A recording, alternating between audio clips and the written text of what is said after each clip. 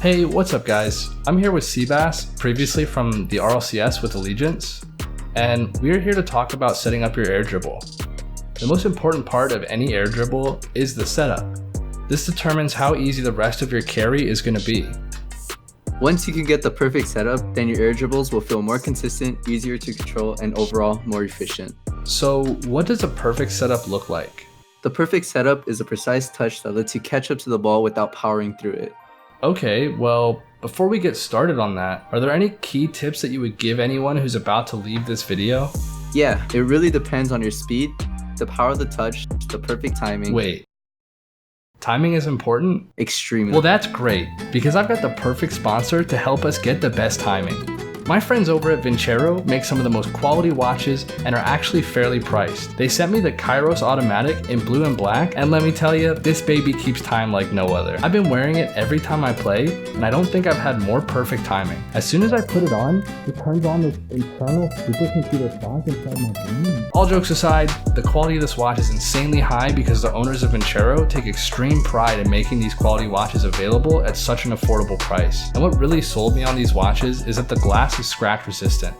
I can't tell you how many watches I haven't bought because I told myself I'm too clumsy and I'll just scratch the glass, but now I don't have to worry about that. If you like this watch or any of the other ones you see on their website, then be sure to pick one up for you and your duo partner so that you're not the only one with perfect timing. As an added bonus, use code VIRGE at checkout to get 15% off and free shipping. Thanks again to Virge for sponsoring this video and making sure our timing is always quality. Can we start the tutorial now? Yeah. Anyways, I think we can say everyone gets how important the timing is. Let's talk about the actual setup. We're going to explain these setups in the order of difficulty, with the easiest ones first, gradually getting harder and harder as we go. And the first setup that we're going to talk about is from the ground. When the ball is rolling at you, you want to approach the ball at a certain speed depending on the speed of the ball. There are mainly two speeds the ball can be traveling, fast or slow. When the ball is moving fast, you move slower. When the ball is moving slowly, you move fast. Got it? It's actually like a spectrum. As the ball gets faster, your speed relative to the ball gets slower. And as the ball slows down, your speed relative to the ball gets faster. This is to control the power you're putting on your touch. You have to balance your speed against the ball's speed in order to get the right amount of pop on the ball. Where you make contact is also really important. You want to get a low hit on the ball without jumping, at a spot on your hitbox that's pushing directly through the ball and also pushing up under it. This should then pop it up in front of you in a straight line, making taking off for it that much easier. The same principles of balancing your speed apply when the ball is also bouncing at you, so just practice those in the same way. Once you've popped it up, all you have to do is jump and angle your nose to the ball and start boosting right away. Now just catch up to the ball and air dribble it. For those of you who don't know how to do that yet, check out my tutorial on how to air dribble. The links will be in the description. Now, coming off the wall is a little more difficult. This one relies a lot more on your timing and the precise speed for your touch. Now, on top of that, you have to understand the angle needed to go up the wall for your hit based on wherever you are on the field so you have a good path to the net. Let's use these three spots on the field for reference: defense, midfield, and offense. How do we take off from each given position? On a defensive setup, you have to angle your car upfield enough while still remaining under the ball to push it mainly forward, but high and slow enough to still catch up and carry it. You can use this to get a good defensive clear without throwing the ball away for free. For a midfield setup, because we are closer to the net, we don't have to close as much distance. This means we want a touch that is slightly forward but mainly up so it pops the ball on a more direct line to the net.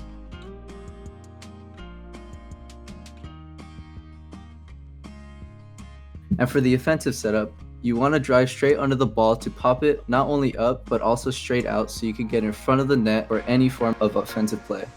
Basically, when you're far from the net, you have to angle further forward to cover more length of the field.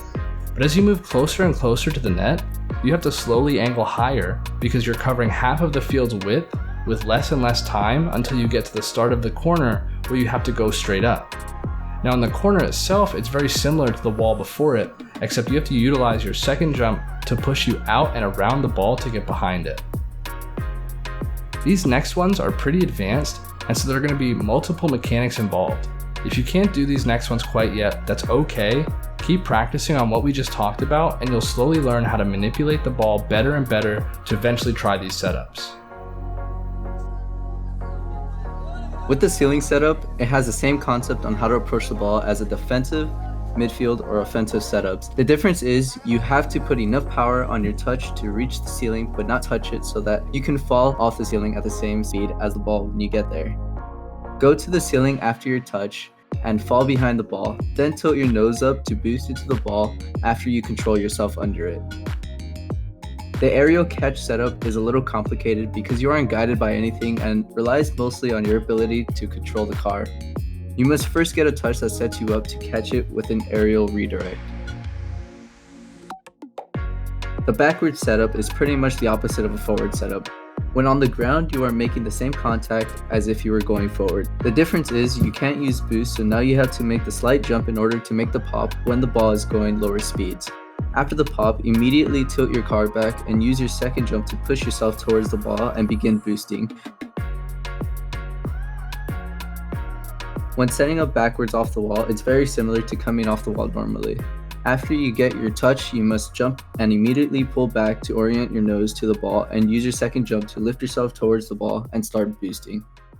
Now, these are not the only ways to set up your air dribbles, but they're the ones that you'll probably use the most. As you get better at getting perfect setups, you'll understand how you can get that touch on any ball from any position. You can turn almost anything into an air dribble if you have enough control. So once all this stuff gets easy after you practice, start trying to find new ways to air dribble. The only thing that limits what you can do in this game is your imagination. So get creative, and who knows, maybe you'll find the next big mechanic. Thanks again to Seabass for helping me with this video. Make sure you check out his channel for some high-level gameplay and the occasional Lethamyr custom map game mode. Thanks to everyone who suggested this video, and thank you guys for watching.